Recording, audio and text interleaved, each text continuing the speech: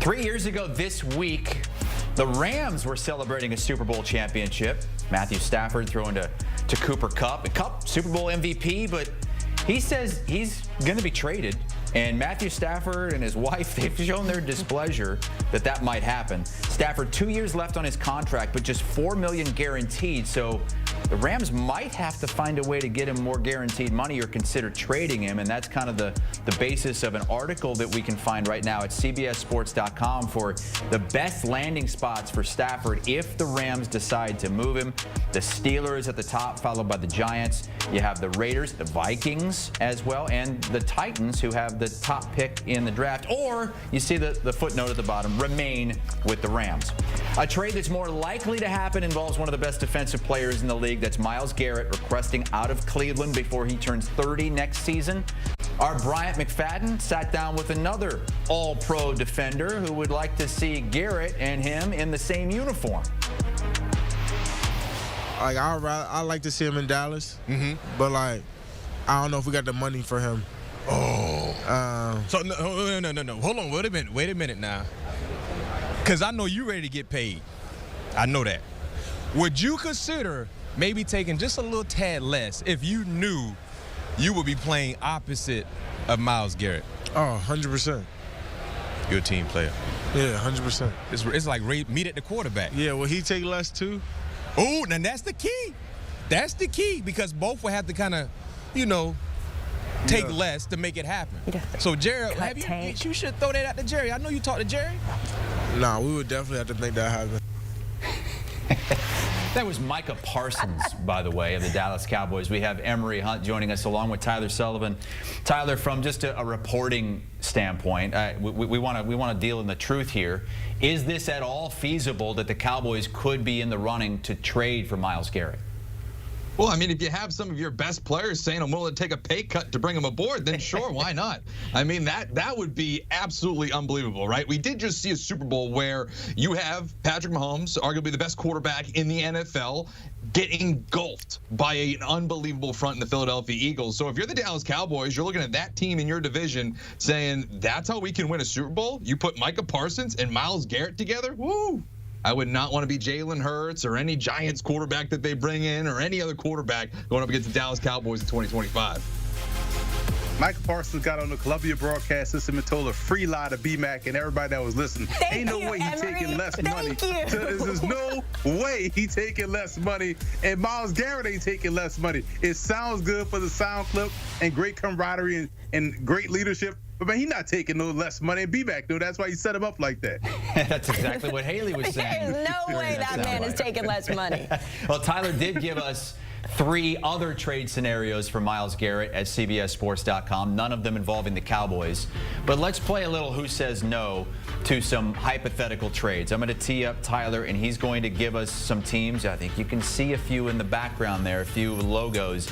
And then Emory is going to tell us who, if either side, should say no to that. And let's start with the first trade option to the Lions, Tyler. What's the proposal?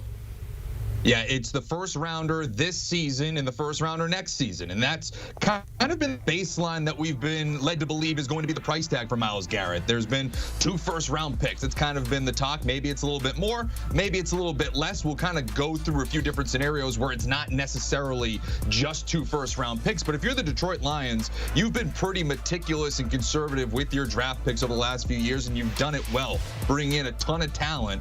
But now is the time. You were the #1 seed in the NFC this year. You were 1 and done in the postseason. Now is the time that you have all of these draft picks collected and all of these stars on your roster. Now is the time to push the chips into the middle and bring in a guy like Myles Garrett too. We were just talking about Micah Parsons and Myles Garrett. What about Aiden Hutchinson and Myles Garrett? That to me would be really just an unbelievable pairing. But again, 2 first-round picks, this one and then 1 in 2026. Who says no to that, Emory? I actually think the Lions could agree to this one. It all depends on whether or not they offer this up first, because you want to kind of negotiate, but 2 first-round picks. And the reason why I say the Lions or the Browns would agree to this one is because if you're in Detroit, you trust that you can make these picks on the back end of the draft like the Rams did, which is why they were freely giving up these first-round picks for known commodities. So because Brad Holmes has done a fantastic job in rounds 2 through 7, even in the undrafted rookie free agent market, I can trust them to be without first-round picks. So I actually agree with this trade. All right, let's move to the team that stunned a lot of people in Detroit last month, the Washington Commanders. What could they send for a trade for Myles Garrett? Yeah, a little bit similar. Again, it involves 2 first-round picks, the 2025 first-round pick, which is 29 overall. You look at the first-round pick in 2026, but let's just say there turns into a bidding war. You got to throw in a little bit more. If the Cleveland Browns want a little bit more along their defensive line to help replace Myles Garrett, you throw in Daron Payne to kind of sweeten the pot there for the Cleveland Browns. And if you're the Washington Commanders, as you just were referencing, they surprised a lot of people. And it's surprising to say that they're in a Super Bowl window, but it's hard to say they're not when they were just in the NFC Championship, making a bid to go to a Super Bowl. When you have a player like Jaden Daniels, and as special as he was during his rookie season, you feel like you're going to be in it for the foreseeable future. You add Myles Garrett to this defense that was 14th in the NFL in pressure rate in 2024. You're talking about top 10, possibly top 5 in pressure rate in 2025. You pair those 2 things together, a great pass rush and an elite quarterback in Jaden Daniels, the Washington Commanders could be really scary in that NFC East, even with the Super Bowl champs. Emory, a very similar package that Tyler had for the Detroit Lions, but they would also get Daron Payne as well. Who says no to this? Washington says no, and the reason why, you got a young quarterback. You want to continue to stockpile weapons. This team is not as close, in my opinion, as Detroit is.